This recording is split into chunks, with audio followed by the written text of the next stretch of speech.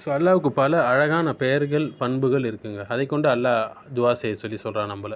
நிறைய பெயர்கள் நமக்கு வந்து கிடைக்குது. உலமாக்கள் லிஸ்ட்டு போட்டு கொடுத்துருக்குறாங்க. ஆனால் உண்மையாக எத்தனை பெயர்கள் இருக்குதுன்னு அல்லாஹ் மட்டும்தான் அறிவான். ஆனால் அல்லாஹ்வுடைய பெயரை சரியான முறையில் ஈமான் கொண்டு அதன்படி வாழ்ந்தவங்க, அதனுடைய பலனை பெற்றவர்கள் யாருன்னு பார்த்தீங்கன்னா, சஹாபாக்களும் அவர்களை பின்பற்றி வந்தவங்க தான். பெரும்பாலும் இந்த யூதர்களும் கிறிஸ்தவர்களும் அல்லாஹ்வுடைய பண்புகளை விமர்சித்தார்கள், குறை கூறினார்கள்.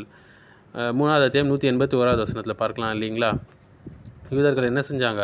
அல்லாஹ் வந்து ஏழை, நாங்கள் தான் பணக்காரர்கள், பாருங்கள் அல்லாஹ் கடன் கேட்குறான் எங்ககிட்ட அப்படின்னு சொல்லி குறை சொன்னாங்க. ஸோ அல்லாஹ்வுடைய பண்பை குறை சொன்னாங்க.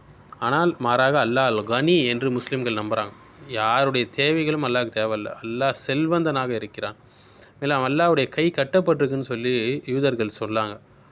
மாறாக வந்து அவர்களுடைய கைகள் தான் கட்டப்பட்டிருக்கு, அவர்கள் வந்து சபிக்கப்பட்டார்கள். மாறாக அல்லாஹ்வுடைய 2 கைகளும் விசாலமாக இருக்கிறது, வாரி வாரி வழங்குறதுக்கு அல்லாஹ் ரெடியாக இருக்கான்னு சொல்லி சொல்கிறான். 5வது அத்தியாயம் 64வது வசனம் பார்க்கலாம். அல்லாஹ் அல் கரீம் அர் ரஸாக், அல்லாஹ் தாராளமானவன், கொடை வல்லல் அவன் வந்து ரிஸக் அளிக்கக்கூடியவன் என்று முஸ்லீம்கள் அதை முழுமையாக நம்புகிறாங்க. மேலும் வந்து அவங்களுடைய நபிமார்களை வந்து கேலி செஞ்சாங்க. அவங்களுடைய வேதங்களை வந்து என்ன செஞ்சாங்க? சொற்ப கிரயங்களுக்காக மாற்றி அமைத்தார்கள்.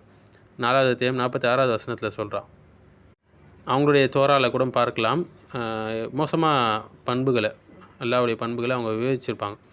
ஜேக்கப் வந்து அல்லாஹ்வோடு மல்யுத்தம் செய்தார், விரிசில் பண்ணார் என்றெல்லாம் சொல்லுவாங்க.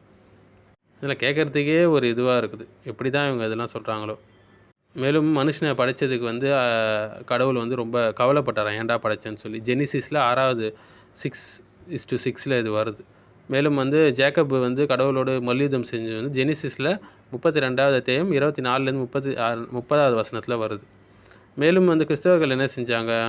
கடவுளுடைய பிள்ளை ஈசா அப்படின்னு சொல்லி சொன்னாங்க இல்லைங்களா? அல்லாஹ் இதை கண்டிக்கிறான். 19வது அத்தியாயம் 88வது வசனத்தில் அல்லாஹ் வந்து பிள்ளைகள்லாம் கிடையாது, அல்லாஹ் ஒருவன், எந்த தேவைகளும் மற்றவன். மேலும் வந்து பிதாசுதன் பரிசுத்த ஆவின்லாம் சொன்னாங்க இல்லைங்களா? 3 பேர் என்று அல்லாஹ் சொல்லாதீங்க, அல்லாஹ் ஒருவன் தான் என்று அல்லாஹ் சொல்கிறான் 4வது அத்தியாயம் 171வது வசனத்தில். மேலும் குறைஷிகள், காஃபிர்கள், அரபிகள் என்ன செஞ்சாங்கன்னா, ரஹ்மான் என்று சொல்லப்படும் போது ரஹ்மானுக்கு சஜ்தா செய்யுங்கன்னு சொல்லும்போது ரஹ்மான்னா என்ன என்று கேலி செஞ்சாங்க. எந்த பேர் எங்களுக்கு தெரியாது என்று சொன்னாங்க, அதை மறுத்தாங்க. மேலும் வந்து தங்களுடைய சிலைகளுக்கு அல்லாஹ்வுடைய பெயரை வந்து அவங்க வச்சாங்க, லாத், உஸ்ஸா, மனாத் என்று. லாத் என்றால் அல்லாஹ்வுடைய பெயர்லேருந்து அந்த பேரை வச்சாங்க. உஸ்ஸா என்றால் அல்லாஹ்வுடைய பேர் அசீஸ்லேருந்து அவங்க அதை வச்சாங்க. இப்போல்லாம் தவறுகளை அவங்களும் செஞ்சாங்க. மேலும் வந்து கடவுள் வந்து ரெஸ்ட் எடுத்தார், எல்லாத்தையும் படைச்சிட்டு 7வது நாள் வந்து ரெஸ்ட் எடுத்தாருன்னெலாம் சொல்கிறாங்க. ஜெனிசிஸில் 2வது அத்தியாயம் 2வது வசனத்தில் இது வருது. மாறாக வானங்கள் பூமியை படைக்கிறதுல சிறிது கூடும் அவனுக்கு களைப்பு ஏற்படலை என்று அல்லாஹ் சொல்கிறான் 50வது அத்தியாயம் 38வது வசனத்தில். ஸோ யூதர்கள் இப்படி சேட்டை செஞ்சாங்க. மேலும் அல்லாஹ் சொர்க்கத்தில் நடந்து போனான் அப்படின்லாம் ஜெனிசிஸில் இருக்குது 3வது அத்தியாயம் 8வது வசனத்தில். மேலும் வந்து கடவுளுக்கே தெரியல ஆதம் எங்கே இருக்கிறாருன்றது போலலாம் சொல்லியிருக்கிறாங்க மோசமாக. அல்லாஹ்வுக்கு இல்ம் இல்லை என்பதை இவங்க மறுத்தாங்க. எங்கே அப்படின்னு சொல்லி அல்லாஹ் கேட்டதாக பைபிளில் வருது. ஜெனிசிஸ் 3வது அத்தியாயம் 9வது வசனத்தில் எங்கே ஆதம் தெரியலன்னு சொல்லிட்டு.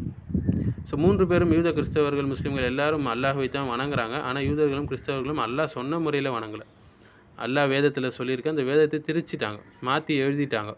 அவங்க இஷ்டத்துக்கு மனோ இச்சைக்கு ஏற்ப அல்லாஹ்வை வணங்குறாங்க, வழிகேட்டில் போயிட்டாங்க. அதனால தான் அல்லாஹ் என்ன சொல்கிறாங்க? ஐருல் மக்தூபி அலைஹிம் வலத்தாலிம், அல்லாஹ் நீ யார் மீது கோபம் கொண்டு அவங்க வழியில் எங்களை செலுத்திடாத, மேலும் யாரை நீ வழி தவறல விட்டுட்டியோ அவங்களுடைய எங்களை சேர்த்துறாதுன்னு சொல்லி நம்ம அனுதினமும் துவா செஞ்சிட்ருக்கணும் தினமும் இல்லைங்களா? சூரத்துல் ஃபாத்திஹாவில். மேலும் அல்லாஹ் இறங்கி வந்தான் அந்த சிட்டியை பார்க்குறதுக்கு, டவரை பார்க்குறதுக்கு. ஜெனிசிஸில் 11வது அத்தியாயம் 5வது வசனத்தில் இதை சொல்லியிருக்கிறாங்க, இன்வெஸ்டிகேஷன் பண்ணுறதுக்காக. மாறாக அல்லாஹ் எல்லாமே தெரியும், அவன் வந்து இது பண்ணணும். மேலும் கடவுள் மன்னிப்பு கேட்டார், ரிப்பெண்ட் பண்ணார்லாம் சொல்லியிருக்காங்க சாமுவேலில் 15வது அத்தியாயம் 11வது வசனத்தில். மேலும் கடவுள் வந்து மனுஷன் மாரி கைகள்லாம் இருக்குது சொல்லி எக்ஸோடஸில் 15வது அத்தியாயம் 6வது வசனம் வருது. மேலும் வந்து இறைவன் என்ன செஞ்சாராம்? ஏமாற்றும்படி கட்டளையிட்டாராம் ராஜாக்களை. 22வது அத்தியாயம் 23வது வசனம். அடுத்து தீய ஆவியை இறைவன் அனுப்புனான்னு சொல்லி சொல்கிறாங்க. 1 சாமுவேல் 16வது அத்தியாயம் 14வது வசனம். அடுத்து குழந்தையை கொல்ல சொல்லி கடவுள் சொன்னார் சொல்லி 2 சாமுவேல் 12வது அத்தியாயம் 15வது வசனம். மேலும் இன அழிப்பை கட்டளையிட்டார் சொல்லி சாமுவேல் 1 15வது அத்தியாயம் 3வது வசனம். இப்படியெல்லாம் மோசமாக கடவுளுடைய பண்புகளை திரித்தார்கள், மாற்றினார்கள். கிறிஸ்தவர்கள் ட்ரினிட்டி கான்செப்ட் வச்சுட்டாங்க, பிதாசுதன் பரிசுத்த ஆவின்னு சொல்லிட்டு. இறைவன் கொல்லப்பட்டார், சிலுவையில் அறையப்பட்டார், அவர் தான் இயேசு என்று கொல்லக்கூட முடியும் இறைவன் என்று அவங்க சொல்ல போயிட்டாங்க. மேலும் மலக்குமார்கள் அல்லாஹ்வுடைய மகள்கள் என்று சொன்னாங்க குறைஷிகள் இல்லையா? 37வது அத்தியாயம் 149லேருந்து 153வது வசனம் படித்து பாருங்கள். அல்லாஹ்வுடைய பேச்சை ஒரு மந்திரம் என்று சொன்னாங்க. 74வது அத்தியாயம் 24வது வசனத்தில் பாருங்கள். ஸோ அல்லாஹ்வுடைய பெயரை நம்ம நம்பும்போது, முழுமையாக ஈமான் கொள்ளும்போது, அதில் தஅதீல் செய்யக்கூடாது, அதை மறுக்கக்கூடாது, அதை தஹ்ரீஃப் செய்யக்கூடாது, அர்த்தத்தை மாற்றக்கூடாது, திரிக்கக்கூடாது, தகீஃப் செய்யக்கூடாது, எப்படி என்று அதை கேட்கக்கூடாது, தம்சீல் செய்யக்கூடாது, படைப்புகளோடு ஒப்பிடக்கூடாது. மாறாக அல்லாஹ் பரிபூர்ணமானவன், ஒப்பில்லாதவன், எல்லாம் அறிந்தவன், எல்லாம் வல்லவன். அவனுக்கு ஒப்பாக எதுவுமே இல்லை. வலம் யகுன் லஹு குஃபுவன் அஹத். அவன் அனைத்தையும் கேட்கக்கூடியவனாக இருக்கிறான். அவனுக்கு ஒப்பாக எதுவுமே கிடையாது. இது மட்டுமா செஞ்சாங்க? தங்களுடைய தீர்க்கதரிசிகள் மேலே பழி போட்டாங்க. பைபிளெல்லாம் நம்ம பார்க்கலாம் இல்லைங்களா?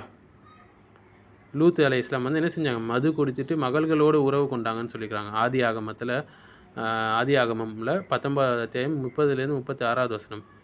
மதுவில் மயங்கி தனது 2 மகள்களுடன் உறவு கொண்டதாகலாம் சொல்லியிருக்கிறாங்க. அல்லாஹ் இதை மறுக்கிறான். லூத் அலைஹிஸ்ஸலாமுக்கு நம்ம ஞானமும் அறிவும் கொடுத்தோம்னு சொல்கிறான். 21வது அத்தியாயம் குரானில் 74வது வசனம். தாவூத் அலைஹிஸ்ஸலாம் மற்றவருடைய மனைவியை எடுத்தார் அப்படின்லாம் சொல்லியிருக்கிறாங்க 2 சாமுவேல் 11வது வசனத்தில். ஆனால் தாவூத் நபி நீதிமான் என்று அல்லாஹ் புகழறான். குரான் 38வது அத்தியாயம் 30வது வசனத்தில். சுலைமான் அலைஹிஸ்ஸலாம் சிலை வழிபாடு செஞ்சாங்க, சூனிய கலையை வச்சு தான் எல்லாத்தையும் கட்டுப்படுத்தினாங்கன்னு சொல்லியிருக்கிறாங்க. 1 ராஜாக்களில் 16வது அத்தியாயம் 4வதுலேருந்து 7வது வசனத்தில். சுலைமான் குஃபுர் செய்யலன்னு அல்லாஹ் குரானில் என்ன செய்கிறான்? அதை மறுத்து பேசுகிறான். 2வது அத்தியாயம் 102வது வசனத்தில். மேலும் நபி ஹாரூன் வந்து காளை கன்றை சிலையை செஞ்சார்லாம் சொல்லி வச்சுருக்காங்க. ஒரு கோல்டன் காஃப் யாத்ராகமம் 32ல். ஆனால் என்னுடைய மக்களை இதனால் நீங்கள் சோதிக்கப்படுவீர்கள் என்று ஹாரூன் நபி எவ்வளவு ஒரு சிறந்த நபியாக இருந்தாங்கன்னு சொல்லி சொல்லப்படுது. மேலும் நூப் நபியை வந்து மது குடிச்சிட்டு நிர்வாகமாக இருந்தார்கள் என்றெல்லாம் சொல்லியிருக்கிறாங்க. ஆதியாகமம் 9வது அத்தியாயம் 20லேருந்து 21வது வசனத்தில். நிச்சயமாக நூஹ் வந்து நிச்சயமாக நல்ல ஒரு அடியார், நன்றியுள்ள அடியார்னு அல்லாஹ் சொல்கிறான் 17வது அத்தியாயம் 3வது வசனத்தில். மேலும் நபி யாக்கூப் அலைஹிஸ்ஸலாம் வந்து ஏமாற்றினாங்கலாம் சொல்லி வச்சுருக்காங்க. ஆதியாகமம் 27ல். தந்தையும் சகோதரனையும் ஏமாற்றினார் யாக்கூப் என்றெல்லாம் சொல்லியிருக்கிறாங்க. ஆனால் இஸ்லாம் என்ன சொல்லுது? அவர்கள் எல்லோரும் நாங்கள் தேர்ந்தெடுத்த நல்லவர்கள் என்று சொல்லுது 38வது அத்தியாயம் 47வது வசனத்தில். மேலும் தாவூத் அலைஹிஸ்ஸலாம் பார்த்தவங்களை கொல்ல முயற்சி செஞ்சாங்கலாம் சொல்லியிருக்கிறாங்க 2 சாமுவேல் 16வது அத்தியாயம் 15வது வசனத்தில். மேலும் வந்து நபி சுலைமான் வந்து பெண்களில் மூழ்கினாங்க. 700 மனைவிமார்கள் 300 துணைவியர் என்று ராஜாக்களில் 11வது அத்தியாயம் 3வது வசனத்தில் சொல்லியிருக்கிறாங்க. ஸோ இப்படி அவங்க நிறைய தவறான விஷயங்களை அவங்க சொல்லியிருக்கிறாங்க. இதனால தான் அல்லாஹ்வுடைய கோபத்துக்கு ஆளானக்கூடியவராக அல்லாஹ் அவர்களை வழி தவறலே விட்டு விட்டான்.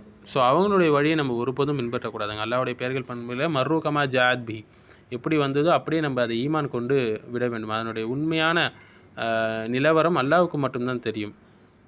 மனித அறிவால் அதை ஒருபோதும் நம்ம எட்ட முடியாது. அல்லாஹ்வுடைய எல்லா அழகான பெயர்களையும் பண்புகளையும் நாம் குர்ஆன் சுன்னத்தில் வந்தவாறு ஏற்றுக்கொள்வோம், அதை உறுதிப்படுத்துவோம்.